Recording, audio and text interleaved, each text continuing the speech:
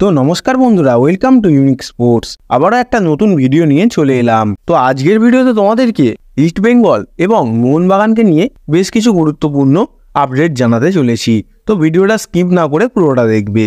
তো বন্ধুরা, তোমাদেরকে আগেই বলেছিলাম যে মোহনবাগান আরমান্দো সাদিকিউকে ছেড়ে দেবে, আর আরমান্দো সাদিকিউ হয়তো গোয়া দলে যোগদান করতে পারে।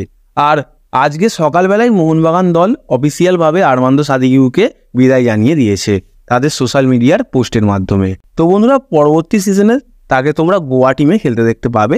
আশা করি তিনি ভালোই পারফরমেন্স করবেন। তো বন্ধুরা, পরবর্তী আপডেটটা মোহনবাগানের একটা নতুন বড় সাইনিং গ্রেগ স্টুয়ার্টকে নিয়ে। বন্ধুরা, তোমাদের অনেকের মনেই প্রশ্ন থাকবে যে গ্রেগ স্টুয়ার্ট ইন্ডিয়াতে যদি খেলতে আসে মোহনবাগান টিমের হয়ে, তাহলে প্রথম কয়েকটা ম্যাচে তিনি আদেও খেলতে পারবেন না, তার উপরে ব্যান থাকবে। তো সেই বিষয়ে তোমাদের জানিয়ে রাখি, তার উপর ব্যান কখনোই থাকবে না।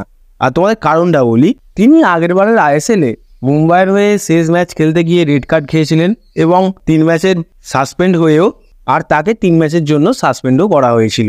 কিন্তু বন্ধুরা, তোমরা অনেকেই জানবে যে তিনি সেই ম্যাচে রেড কার্ড খাওয়ার পরেই পুরো আইএসএলই ছেড়ে দেন। আর আইএসএলের বাজে রেফারিংয়ের জন্য তিনি আইএসএল ছেড়ে দিতে বাধ্য হন এবং তিনি স্কটল্যান্ডের একটা ক্লাবের হয়ে খেলেন এবং সেই ক্লাবে যোগদান করেন। আর বন্ধুরা, তিনি যখন স্কটল্যান্ডের ক্লাবে যোগদান করে দেন, তখন সেই ক্লাবের তরফ থেকে তাকে 3 ম্যাচের জন্য সাসপেন্ড করে রাখাই হয়। তার মূল কারণটা হচ্ছে, তিনি যেহেতু আইএসএলে 3 ম্যাচের জন্য সাসপেন্ড হয়েছিলেন, সেহেতু স্কটল্যান্ডের ক্লাবেও তাকে 3 ম্যাচের জন্য সাসপেন্ড থাকতে হয়। তো তোমাদের বলে রাখি, তার উপর এখনও কোনো সাসপেন্ডের কোনো কিছু নেই, ব্যানের কোনো কিছু নেই।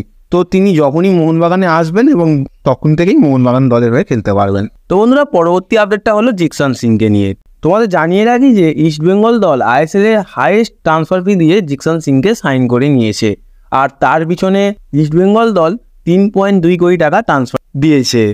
তো বন্ধুরা, আমরা সকলেই জানি যে এখনো পর্যন্ত সবচেয়ে বেশি ছিল অনিরুদ্ধ থাপা, তার মোটামুটি 3 কোটি টাকার মতো ট্রান্সফার ফি ছিল, আর জিকসন সিং তাকেও টপকে গেল। জিকসন সিংকে ছাড়ার জন্য কেরালা ট্রান্সফার ফি চাইছিল 1.75 কোটি টাকা, আর জিকসনকে নেওয়ার জন্য মোহনবাগান প্রথম দিকেই ইন্টারেস্ট দেখায় যখন তারা আপুইয়াকে টিমে নেয়নি। তারপরে মুম্বাই সিটি এফসিও ইন্টারেস্ট দেখায়। তো বন্ধুরা, এইরকমভাবেই ট্রান্সফার ফিটা ধীরে ধীরে বাড়তে থাকে জিকসন সিংয়ের, আর বিড হতে হতে 3 কোটি প্লাস হয়ে যায় তার ট্রান্সফার ফি। তার মূল কারণটা হচ্ছে যে ইস্টবেঙ্গল যেই পথে ছিল সেই পথে মুম্বাই আর মোহনবাগান এসেই গন্ডগোলটা করে দিল।